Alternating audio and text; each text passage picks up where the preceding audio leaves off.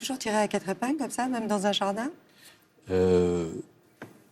C'est une manière de vivre, de faire attention à son apparence. Mais j'aime les vêtements, les fleurs, les arbres, donc je L'habit fait l'assume. le moine pour vous, selon vous? Non, l'habit fait pas le moine, loin s'en faut.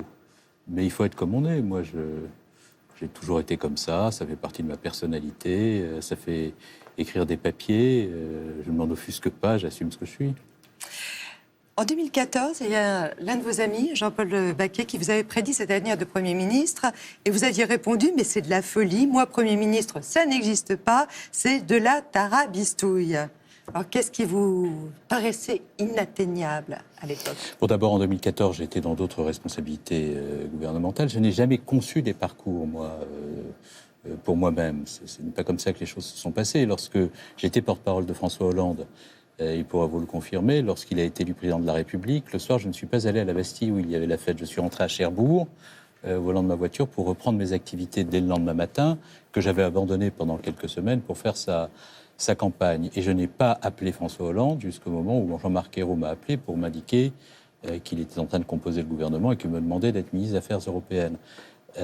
Lorsque François Hollande m'a proposé d'aller à Matignon, je lui ai dit, écoute, si vous avez une autre solution, prenez cette autre solution. Mais ça vous a paru incongru?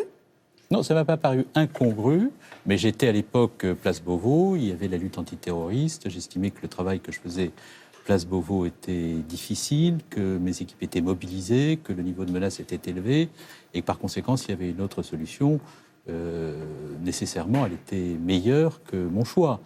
Donc je ne me suis jamais battu pour exercer des responsabilités gouvernementales, j'ai accepté celle qui m'avait été confiée par le président de la République, parce que nous avions une relation d'amitié et de confiance et que j'étais fier de servir mon pays.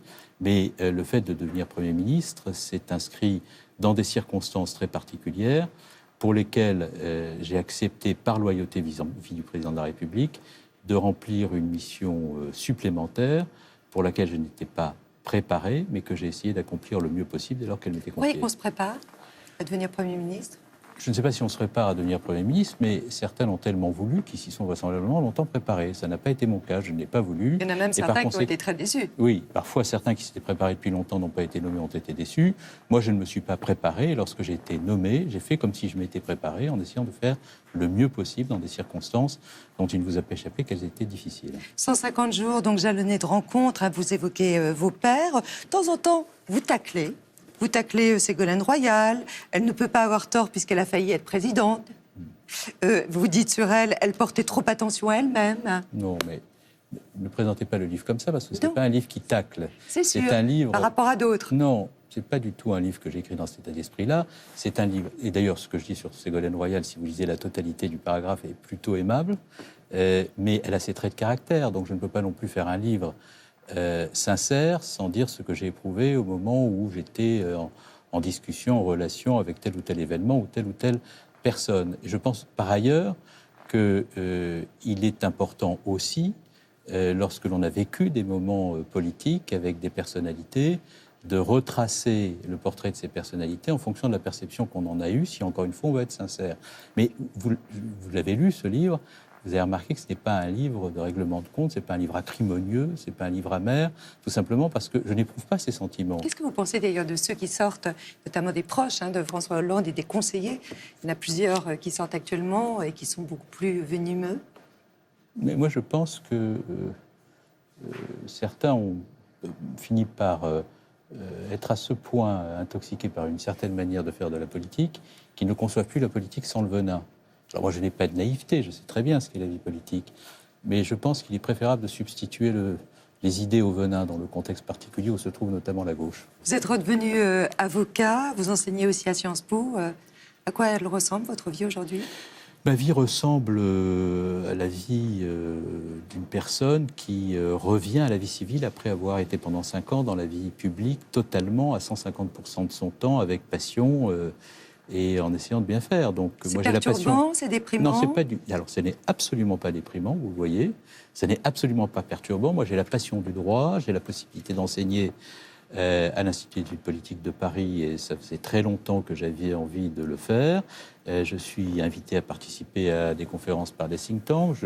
J'ai des projets d'écriture. Ce livre sort, il y en aura un second.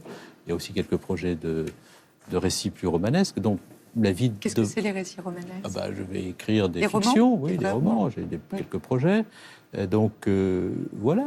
Si dans les mois qui viennent, il y a une aventure collective qui se dessine, j'y prendrai ma part pour aider.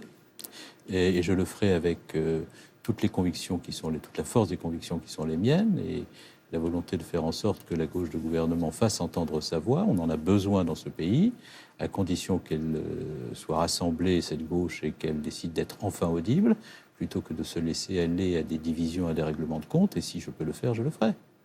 Est-ce que les amis se raréfient quand on quitte le gouvernement? Pas du tout. J'avais beaucoup d'amis lorsque j'étais au gouvernement que je ne pouvais pas voir. J'ai beaucoup d'amis après avoir quitté le gouvernement que je peux voir. Donc c'est beaucoup plus agréable maintenant que ça n'était avant.